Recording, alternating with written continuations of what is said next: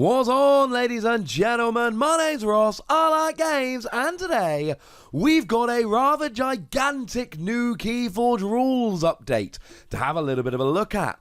Now, there has been a bit of an update to the FAQ, we will get to that, but I'm afraid, ladies and gentlemen, that is not for this video. This video is focusing on new rules and a lot of clarity, I believe anyway, has been brought into the game with this rules update. So let's get rolling with one of the most important things that they've revealed, the destruction timing. You see, cards can now be marked for destruction. When a card would be destroyed, that is either because enough damage has gone onto it, or there is some other kind of skill, it is tagged for destruction.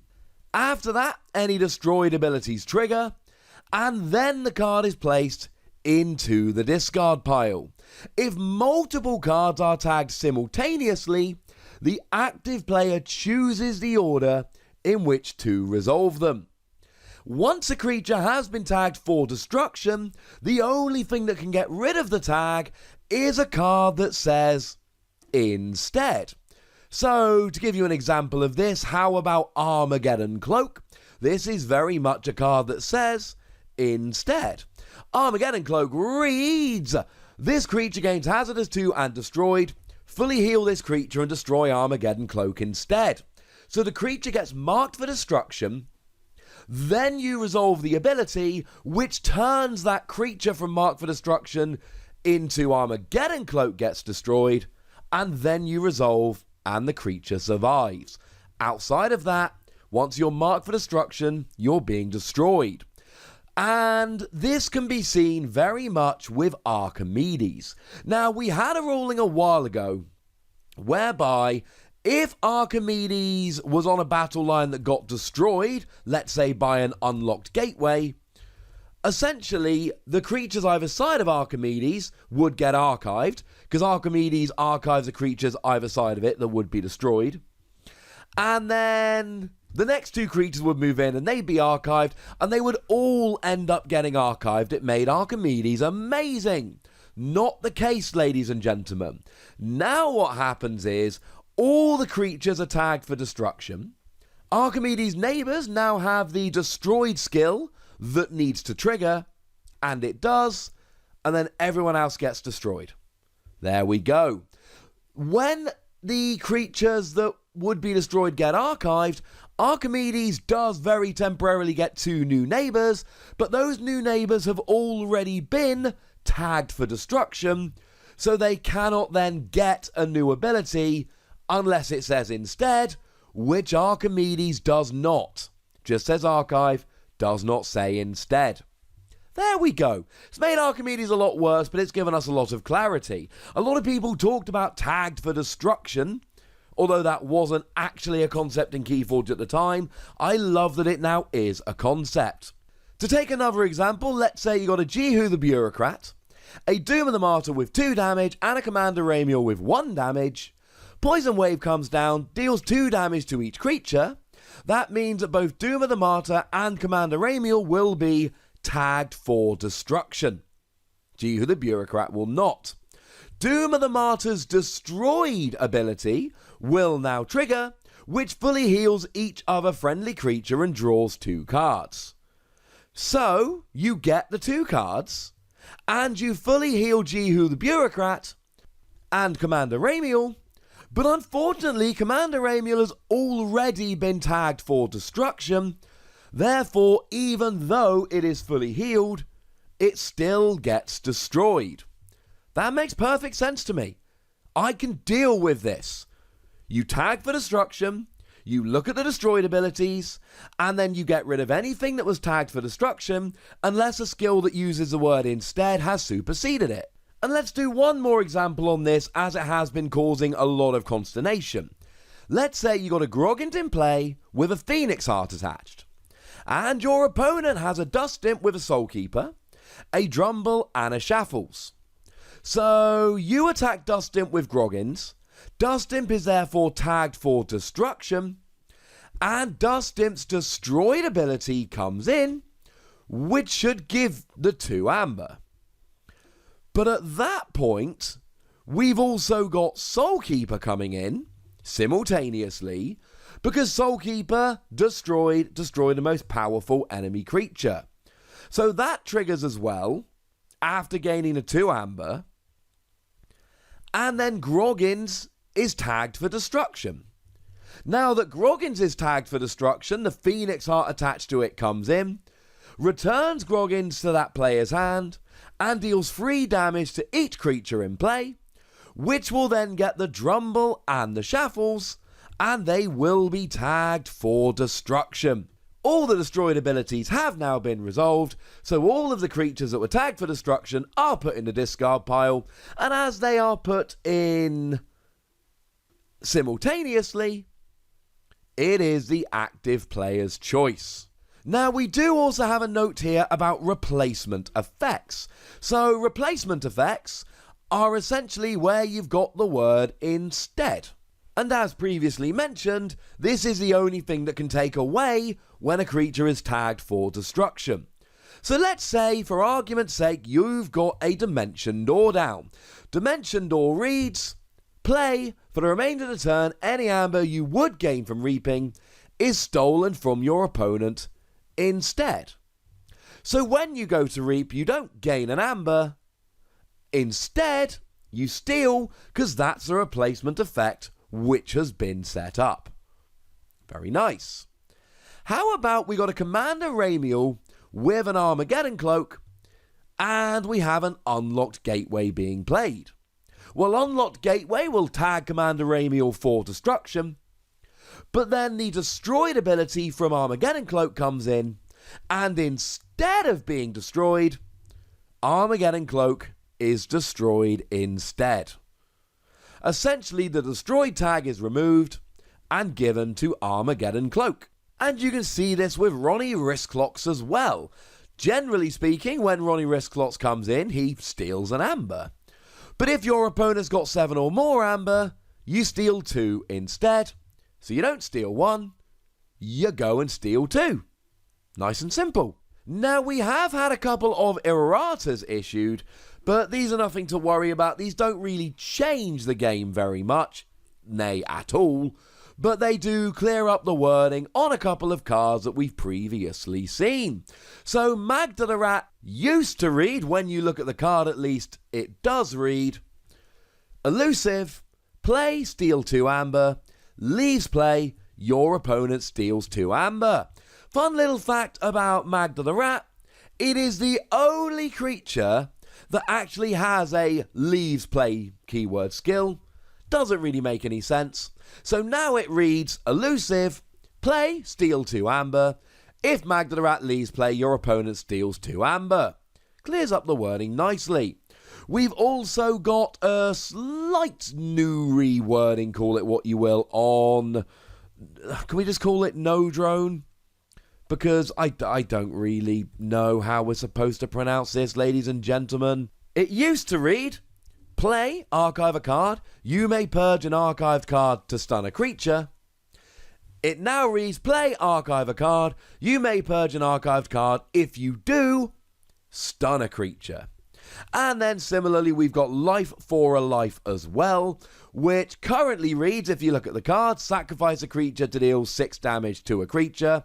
And it now reads, play, sacrifice a creature. If you do, deal 6 damage to a creature. It just clears up the wording. It doesn't really change very much. And we've had a little bit of a clearing up when it comes to the wording of for each. So I think the one that really shows it here is Shard of Pain. Now, Shard of Pain can be open to being misinterpreted. So Shard of Pain, action, deal 1 damage to an enemy creature for each friendly shard. Well, hang on a second. Does that mean that you deal 3 damage to 1 creature if you've got 3 shards out?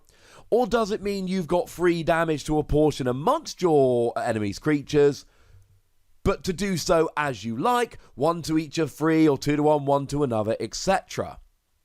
The answer is, each shard lets you deal 1, but you can do it as you like. Now, we can compare that to a card like Red Planet Raygun, for instance, which has slightly different wording and makes sense.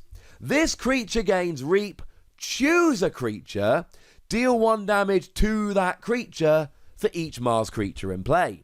So Red Planet Raygun makes it very clear that you are dealing the damage to a creature of your choice, whereas something like Shard of Pain comes in and says, look, you have 1 damage to put down for each shard, put it where you like. Unless it is specifically mentioned otherwise, for each means you can essentially do it as you will. You may choose a different card with each instance of the effect, to use the wording in the rulebook now. And finally for today's video, as if it were yours, or as if you controlled it. Now, it's always been fairly straightforward here, but there have been questions about whether you can sacrifice your opponent's cards if it says so. And it has now been made very, very clear that you can. So let's take a card like Remote Access. Remote Access reads, use an opponent's artifact as if it were yours. So now let's have a look at Nepenthe Seed. Nepenthe Seed is an artifact that reads, Omni, sacrifice Nepenthe Seed, return a card from your discard pile to your hand. And there has been a question as to whether you are allowed to sacrifice it, and the answer is yes, you are, because if you controlled it, if it was your card, you would be able to sacrifice it. So if you're using it as if it were yours, you should therefore be able to sacrifice it. And before we go, we do need to take a quick look at the timing chart. Ladies and gentlemen, we've been asking for it. We finally have a timing chart. And people are happy about this. We've got one nice chart that shows all the timings. So first, you forge a key, and any start of turn effects trigger. Then you forge a key. Then, after a key is forged, effects trigger. Then you choose a house. And then, after you choose a house, effects trigger. And then you may take all the cards from your archives and put them into your hand. Now, this can be incredibly relevant for a card like Memory Chip. Memory Chip says after you choose logos as your active house, archive a card. If you archive a card with Memory Chip, you are doing so before you pick up your archives. And that means that if you archive a card with Memory Chip and then pick up your archives, it's not actually sitting there in your archives for any time at all. Now, we've also got a bit there about damage. You apply the effects, then you look at armor, then you deal the remaining damage, and any creatures with damage equal to or greater than their power are tagged for destruction. We then play, discard, or use cards. One fun little note there, you resolve the amber bonus on your card before you resolve the effect. That's very important for cards like Martian Generosity, because Martian Generosity gives you an amber bonus. You then lose all of your amber and draw 2 cards for each amber lost. So it is extremely important as to whether you get the amber, immediately discard it, draw 2 cards, or whether you discard your amber, draw 2 cards, and then get the bonus amber. The answer is before. In terms of the fight, we kind of knew this already. Before fight, hazardous, assault are before the fight happens, and fight, after a creature fights, and after a creature is used, happens after the fight. A lot of this we kind of knew already, but it is lovely now that we've got a nice little timing chart to lay everything all out nice and simply, so that there will be no more confusion. Very nice.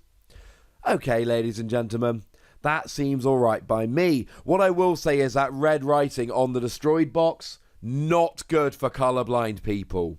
Like, really, really not good for colorblind people. I am a colorblind person, and oh my goodness, that writing on that background. It is extremely difficult for me to actually read. Like, over the top, I can It's kind of squinting and reading it a few times and then kind of asking my wife to make sure I've done it right the first time. Oh, never mind. And just a reminder at the bottom there that after a creature is destroyed, effects come in after destruction, which happens after everything else. I love this new rules update. I love that the destroy timing has been clarified. I love that we've now got tagged for destruction. I think that makes things a lot clearer. I like that we now have confirmation that things like remote access can destroy or at least sacrifice your opponent's artifacts. That makes that card a lot better. And I like that the for each has now been properly clarified. There have been some FAQs, but we will have to get to them shortly, ladies and gentlemen. There are only so many hours in the day.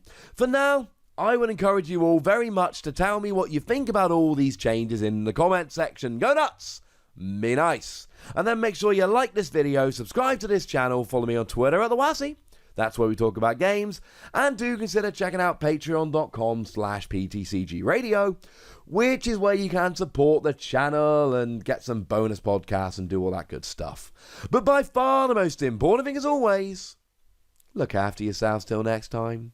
Thank you very much for watching. My name's Ross, and you've been watching Wossy Plays.